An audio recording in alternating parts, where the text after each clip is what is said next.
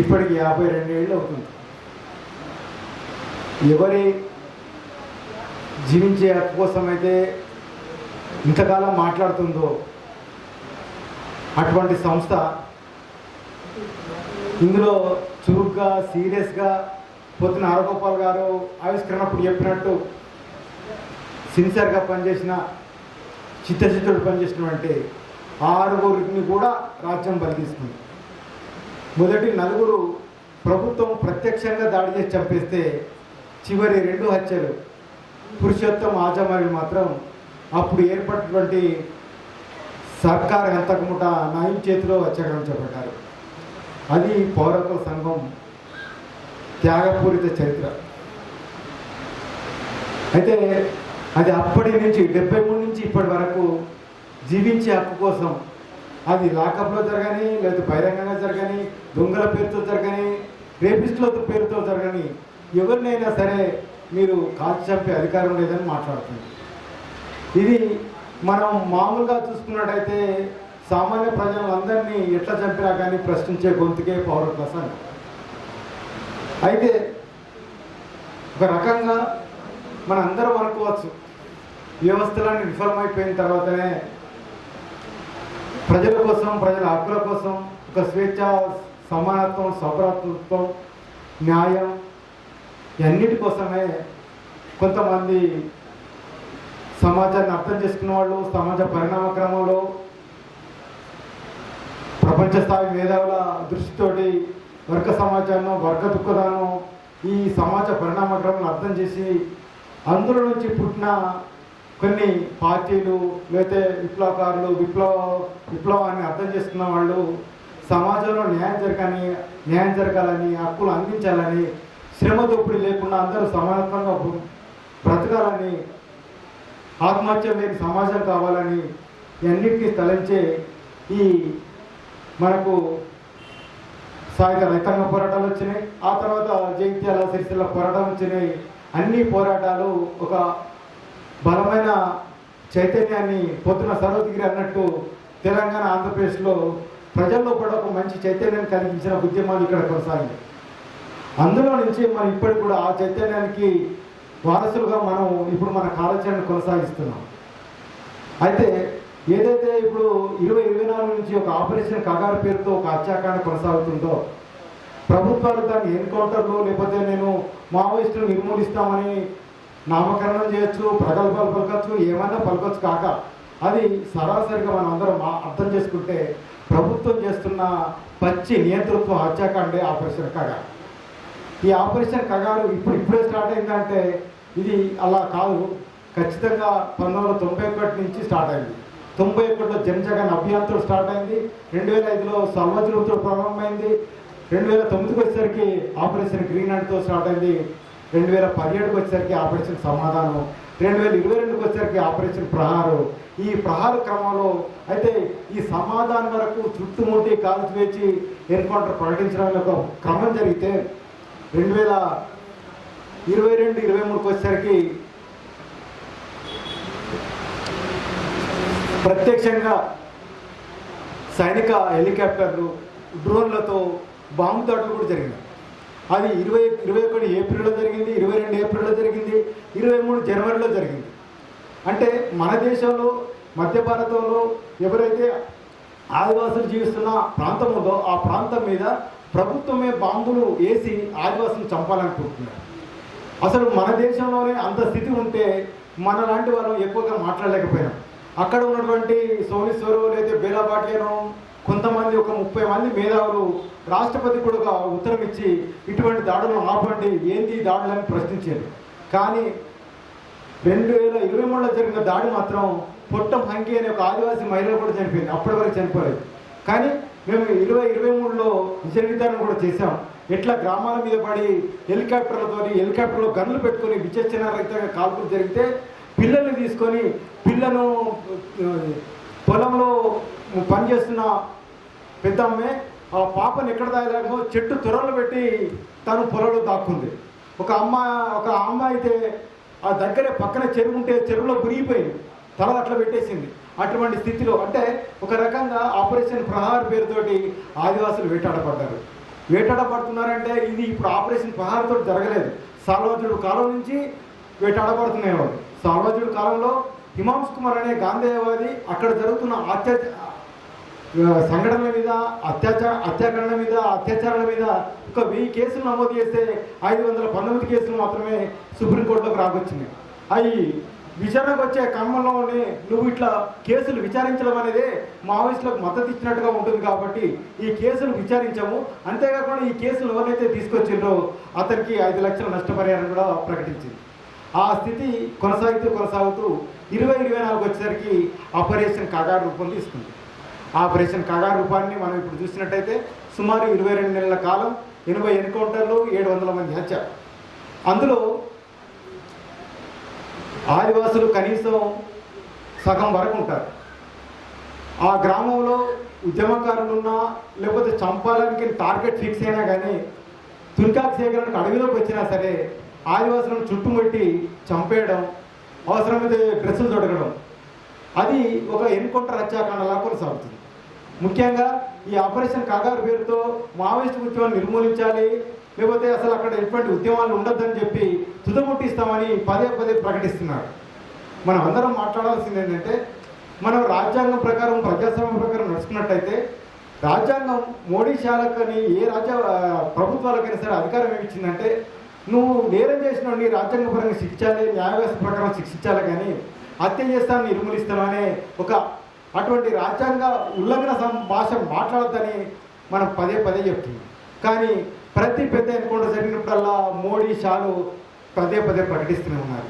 అట్లా అని చెప్పి పోనీ ప్రజాస్వామ్యవాదుల గొంతు బలంగా వస్తుందంటే ఈ దేశంలో బీజేపీ మినహా ఎక్కడన్నా ప్రతిపక్ష పార్టీలు ఉన్నా ఏమున్నా కానీ ఏ రాజకీయ పార్టీ ఉన్నా కేంద్రంలో రాహుల్ గాంధీ లాంటి ప్రతిపక్ష పార్టీ ఉన్నా కానీ ఆపరేషన్ కాగారు మీద బలమైన వాయిస్ లేకుండా పోయింది, ఉద్యమం లేకుండా పోయింది. ఇక్కడున్న బీఆర్ఎస్ కేసీఆర్ కావచ్చు, లేదా రేవంత్ రెడ్డి కావచ్చు చర్చలు జరపాలి, లేదా వాళ్ళ మీద నిషేధం అయితే ఇవన్నీ కనీసం కాగారు ఆపాలనే మాట వరకు వస్తుంది తప్ప నిజంగా ఒక మానవ హననం జరుగుతుంది, ఆదివాసుల హననం జరుగుతుంది. దాని మీద ప్రజాస్వామికవాదుల గొంతు బయటికి రావాలి. మనందరి వైపు ఆదివాసులు చూస్తున్నారనే విషయాన్ని మర్చిపోతున్నాం. ఇది ఎందుకంటే ఇంతకుముందు మన సరోజ్గిరి చెప్పారు, జగ్లాగ్ అనేది ఒక 5-6 మందితో ఏర్పడినటువంటి న్యాయవాదుల గ్రూపు. ఆ జగదల్పూర్ లీగల్ ఎయిడ్ గ్రూప్ అది. ఆ గ్రూపు జగదల్పూర్లో ప్రాక్టీస్ చేస్తూ ఆదివాసుల మీద ఊపలాంటి కేసులు అయితే ఛత్తీస్గఢ్ పబ్లిక్ సెక్రటరీ కేసులు పెడితే వాళ్ళు తిరగలేకపోతున్నారని చెప్పి ఒక ఉచిత న్యాయ సహాయాన్ని అందించడం కోసం వాళ్ళు జగదల్పూర్లో ఉంటే ఆ న్యాయవాదులను జగదల్పూర్లో లేకుండా రాయ్పూర్లో లేకుండా తరిమేసిన విధానం మనకు ఛత్తీస్గఢ్లో ఉంది. అంటే న్యాయ సాయం కూడా అందలేని స్థితి ఛత్తీస్గఢ్లో ఉంది. ఇటువంటి స్థితిలో ఆపరేషన్ కాగారు 2024 నుంచి ప్రారంభమైందంటే అప్పటికి అది స్టార్ట్ అయ్యడానికి ఏదైతే 104 ఒప్పందాలు జరిగినాయో ఎంఓయూలు, వాటి కోసం రహదారుల నిర్మాణం జరగాలి కాబట్టి గంగూలూరు నుంచి ముదివెండి మీదుగా పోతున్న దారి మీద చెట్లు అడ్డంగా ఉన్నాయి, వాటిని అన్ని నరికేసి రహదారిని నిర్మించే ప్రయత్నం చేసింది. ఆ ప్రయత్నంలో భాగంగా ముదివెండి గ్రామంలోని ప్రజలు అక్కడ ఉండి ధర్నాలు చేస్తున్నారు. ఈ ముత్తువెండి గ్రామంలో మల్లీసుడనే 6 నెలల పాపను తల్లి కూడా పెట్టుకొని ఇంకా 2 పిల్లలను పెట్టుకొని ఆమె కూడా ధర్నా చేస్తుంది. కూంబింగ్ చేస్తున్న పోలీసులు విచక్షణ రహితంగా కాల్పులు జరిపితే 6 నెలల పాప సంకలోనే చనిపోయింది. సంకలోనే 5 గంటలు చనిపోతే ఆమెకి ఏం చేయాలో అర్థం కాక 7 గంటలకు ఏ క్యాంపు నుంచి పోలీసు వాళ్ళు వచ్చి ఆమెను హత్య చేసిండో అదే క్యాంపుకు ఈ శవాన్ని తీసుకెళ్ళిన పరిస్థితి వచ్చింది. ఆ శవాన్ని అక్కడ పెట్టి ఈమె చేతి తగిన తూటాలను సరి చేసుకునే క్రమంలో కూడా మళ్ళీ వెహికల్ తీసుకొచ్చి తల్లిదండ్రులను ఆమెను ఇంకో 2-3 బంధువులను సుక్మాకు తరలించి సుక్మాలో సఖీ కేంద్రంలో నిర్బంధించి పోలీసులు ఆర్టీఏ కలెక్టర్లు అందరూ టకాటకా వచ్చేసేసి ఆమెకు ఆధార్ కార్డు బ్యాంక్ అకౌంట్ తీసేసి అప్పటికప్పుడు మహిళీశ్వరి తల్లికి 6 లక్షల రూపాయలు ఆమె అకౌంట్లో జమ చేసింది. ఇది పరిస్థితి. మనం అనుకుంటాం చాలా సోరీ బేలబాడీ అని మాట్లాడచ్చు. ఈ ఆపరేషన్ కగారంతా కూడా ఎన్కౌంటర్ జరిగిన తర్వాత రికార్డులు ప్రకటించబడతాయి. తలలపై వెరలు ఉండద్దని మనం మాట్లాడుతున్నాం, కానీ ఇక్కడ తలను తెలవవు. చంపిన తర్వాత ఈ తలకు ఇంత వేలని నిర్ణయించే స్థితి ఇప్పుడు ఆపరేషన్ కాగారు నేతృత్వంలో జరుగుతుంది. ఈ ఆపరేషన్ కాగారు నేతృత్వంలో ఇప్పటికి కూడా మొత్తంగా ఎన్ని లక్షల బలగాలు ఉన్నాయో తెలియదు.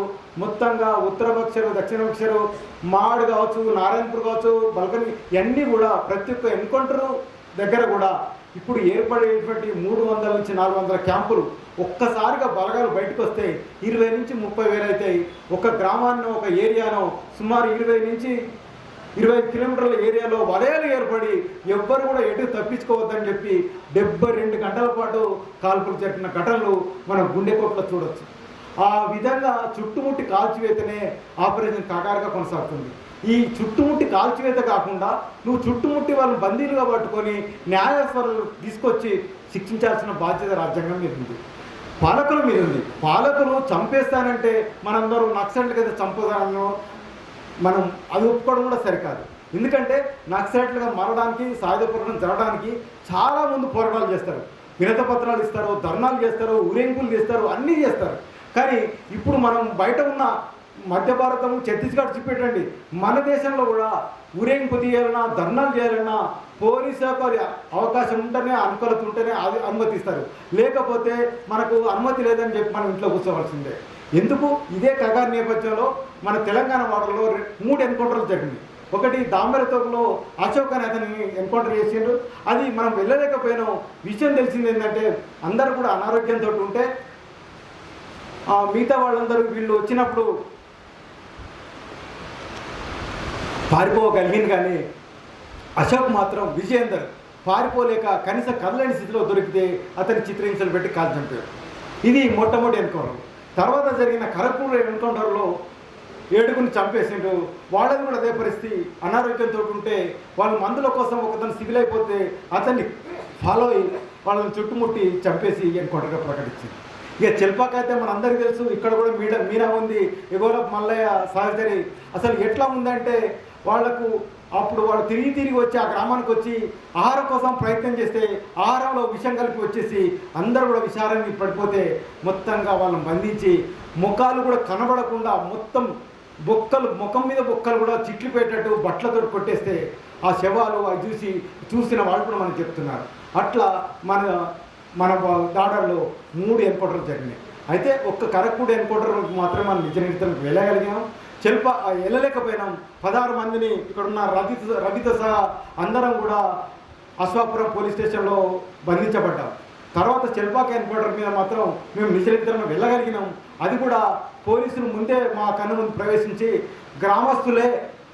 గ్రామస్తులే మావాడో ఎవడో విషారం పెట్టిండి చెప్పి పోలీసులే గ్రామస్తులు మాకు చెప్పమని చెప్పి ప్రచారం చేసింది.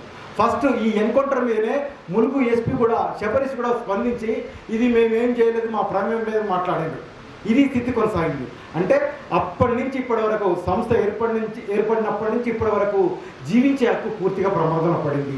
2024 ఆపరేషన్ సమాధానం అది కగార్ తర్వాత మాత్రం అసలు చెప్పి చంపడం, ప్రకటించి చంపడం, నిర్మూలిస్తామని చంపడం అనేది చాలా బలం అయిపోయింది. అంటే ఎవరు మాట్లాడలేని స్థితి అయిపోయింది. ప్రజాస్వామ్యంలో గొంతు లేకుండా పోయింది. అంటే ఒకవైపు కనీసం ఢిల్లీ స్థాయిలో కానీ, మనకు ఇక్కడ ఉన్న మేధావుల స్థాయిలో కానీ, ఒకప్పుడు భీమా కొరగం కేసు రాకముందు కానీ, ఇంత విస్తృతిగా రాకముందు కానీ సాయిబాబు లాంటి వాళ్ళు, లేకపోతే ఆనంద్ చెల్లుకునే వాళ్ళు గొంతు ఇప్పి మాట్లాడేవాళ్ళు, చేసేవాళ్ళు. కానీ ఇప్పుడు నిజంగా ఒక బహిరంగంగా అఖిల భారత స్థాయిలో బలమైన గొంతుక లేకుండా పోయిన నేపథ్యంలో ప్రకటించి చంపి ఎన్కౌంటర్గా ప్రకటించడం అనేది జరుగుతుంది. పూర్తిగా జీవించాక ప్రమాదంలో పడింది ఆపరేషన్ కాగారు. ఈ ఆపరేషన్ కాగారు మొన్నటి వరకు అసలు ఎన్నెన్ని పరిణామాలు చూసామో మన అందరికీ తెలుసు. అసలు ఎన్ని లొంగుబాట్లు, ఎన్ని సరెండర్లు, ఎన్ని ఇడిచిపెడతా కానీ హత్యాకాండ మాత్రం బహిరంగంగా చంపుదామని చెప్పి చేతిలో పడ్డ వాళ్ళను చిత్రహింసలు పెట్టి కాదు. ఒక్కటి వినండి, చీపురు పెట్టి ఎన్కౌంటర్లో 2 రాత్రి పూట పడుకొని ఉన్నారు. వాళ్ళని కలవడానికి ఇంకో 2 వచ్చిండ్రు. వాళ్ళ నలుగురు ఆ గ్రామం చివరిలో పడుకున్నారని తెలిస్తే పోలీసులకు సమాచారం అంతే బలగాలు చుట్టుముట్టి వాళ్ళను పట్టుకున్నారు. అందులో 2 మాత్రమే మావోయిస్టులు అయితే ఆ 2ని చెట్లకు కట్టేసి కిందికి వేలాడదీసి కత్తులతో పొడిచి చంపుతుంటే ఆ గ్రామస్తులు వచ్చి వ్యతిరేకంగా మాట్లాడుతూ చేస్తుంటే గ్రామస్తులను తీసుకొని అందులోకి 2ని తీసుకొని మొత్తం 6గురిని చంపేసేసి చీపురు పట్టి ఎన్కౌంటర్గా ప్రకటించారు. ఎంత దుర్మార్గమైన ఎన్కౌంటర్లు అంటే నిజంగా ఒక ఎన్కౌంటర్ జరుగుతుంది, 12 మంది చనిపోతారు. ఆ 6 గాయాలతో ఉంటారు. ఆ 6 గాయాలతో ఉన్న వాళ్ళని కూడా స్థూపం దగ్గర తీసుకెళ్ళి కొట్టి కొట్టి కొట్టి కొట్టి చంపేస్తారు. ఈ 12+6 18 శవాలను ఆటో ట్రాలీ వారికి మోయడానికి కొంతమంది తీసుకుపోతారు. తీసుకుపోయినాక ట్రాలీలో పెట్టిన తర్వాత శవాలను తీసినాక వీళ్ళని అక్కడ నిలబెట్టి మళ్ళీ చంపేస్తారు. అట్లా 29 మంది శవాలని ఒక్కసారిగా చేస్తారు. ఇది జరుగుతున్న ఎన్కౌంటర్ హత్యాకాండ. అసలు ఏ రాజ్యము, ఏ ప్రజాస్వామ్యము, ఏ రాజ్యాంగం ఇటువంటి అధికారం ఇచ్చింది? ఎవరు నేరం చేసినా మీరు శిక్షించాలనే మాట్లాడతారు, న్యాయస్థానం అంటున్నారు, కానీ ఇవన్నీ కూడా ఆచరణ విఫలమవుతున్నాయి. నిజంగా 73కు ఇప్పటికీ జీవించే హక్కు పూర్తిగా ప్రమాదంలో పడింది. చెప్తున్నాం కదా, ఎవరినైనా మనం ఎన్ని చూడొచ్చు. నిన్నటికి మొన్న నిజామాబాద్లో ఒక నేరస్తుడని చెప్పి ఆయన పోలీసుని చంపిండని చెప్పి అదే ఎవరినైతే అనుకుంటారో వాళ్ళని చంపాలంటే, ఎందుకంటే పోలీస్ స్టేషన్లో పబ్లిక్గా పేరుస్తున్నారు, ఎన్కౌంటర్ పేరుతో చంపేస్తామని. ఇది విధానం కొనసాగుతుంది. మొత్తంగా ఉద్యమ ప్రాంతాలే కాదు, బయట ఉన్న ప్రాంతాల్లో కూడా రాజ్యాంగం అమలుకరణ కానీ పోలీసులైనా సరే, ప్రభుత్వం అయినా సరే జీవించే హక్కును నిర్మూలిస్తాం, అంటే జీవించే హక్కు లేకుండా చేస్తాం, మేము చంపేస్తామని భయంగా ప్రకటించే ఒక స్థితి ఏర్పడింది.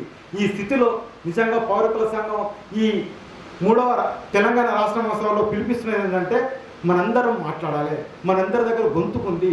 ఆదివాసుల గొంతుగా సరిపోవడం లేదు, ప్రజాస్వామికవాదుల గొంతుగా కూడా సరిపోవడం లేదు. చాలామంది వృద్ధులు అయిపోయినారు, ప్రజానీకం ఆశగా ఎదురు చూస్తున్నారు. మా మీద అన్యాయం జరుగుతుంది, అక్రమాలు జరుగుతున్నాయి, మమ్మల్ని హత్య చేస్తున్నారు, మమ్మల్ని జంతువుల వల్ల వేటాడుతున్నారు, మాకు జీవించే హక్కు చాలా పూర్తిగా ప్రమాదంలో పడింది. అంతెందుకు, ఇప్పుడు ఏదైతే మధ్య భారతంలో గ్రామాలలో కూడా ఉన్న నాయకత్వం చంపేసిన తర్వాత మరొకసారి సామాజికంలో రీఎంట్రీ అవుతున్నట్టుగా సోనిసారి మాటలు మాకు చెప్తుంది. అంటే ఎంత ప్రమాదకర స్థాయిని మనం ఎదుర్కోబోతున్నాం. ఈ స్థితిలో పౌరక సంఘం బలంగా చెప్తున్నది ఏంటంటే, ఇక్కడికి వచ్చిన ప్రతి వారైనా సరే, మీ సానుభూతి పరులు, మీ యొక్క మిత్రులతోటైనా సరే, మనందరం కూడా ప్రశ్నించే గొంతుకగా ఎదగకపోతే ప్రజాస్వామ్యం కాదు కదా. అసలు ఇక్కడ ఉన్నటువంటి ఈ రాజ్యాంగము లేదా పాలకులు అంటే మనల్ని మనుషులుగా కాదు, ఎట్లా చూడలేరు, కేవలం ఓట్లేసే యంత్రాలుగా ఉంటాం, లేదంటే బానిసలుగా జీవించే పరిస్థితి ఏర్పడుతుంది. కాబట్టి అందులో భాగంగా జీవించే హక్కు పూర్తిగా ప్రమాదాలు పడతాయి. ఎవరినైనా రాజ్యాంగం ఏదో కారణంతో చంపచ్చు, ఎవరినైనా సరే రాజ్యాంగం ఏ మేధావినైనా సరే ఏదో కారణంతో అరెస్ట్ చేయొచ్చు. ఈ స్థితి కొనసాగుతుంది. దీన్ని వ్యతిరేకిస్తూ పౌరక సంఘం ప్రజలందరినీ మీ యొక్క చైతన్యంతో మీరు ఒక అడుగు ముందుకేయాలి. బయట ప్రజల్లో చాలా అశాంతి ఉంది, ఆందోళన ఉంది. నిజంగా వాళ్ళకు ఒక దిక్సూచికరా లేకపోతే ఒక నమ్మకంగా ఉన్నటువంటి, విశ్వాసం ఉన్నటువంటి వామపక్ష పార్టీలు ఇక్కడ కావచ్చు, మధ్యవర్గంలో కావచ్చు, ఎక్కడైనా సరే పూర్తిగా ప్రమాదంలో పడ్డాయి. కాబట్టి మనందరం వాళ్ళకు ఒక గొంతు కలిపి కలపడం ద్వారా, ఆ గొంతును ఇంకా పెద్ద చేయడం ద్వారా రేపు కనీసం ప్రజాస్వామ్య విలువలను, పౌరకులను కాపాడుకునే స్థితి ఏర్పడుతుంది. ఆ వైపుగా మనందరం కదలాలని చెప్పి కోరుతూ ఈ అవకాశం ఇచ్చిన మిత్రులకు కృతజ్ఞతలు చెప్తూ ముగిస్తున్నాం.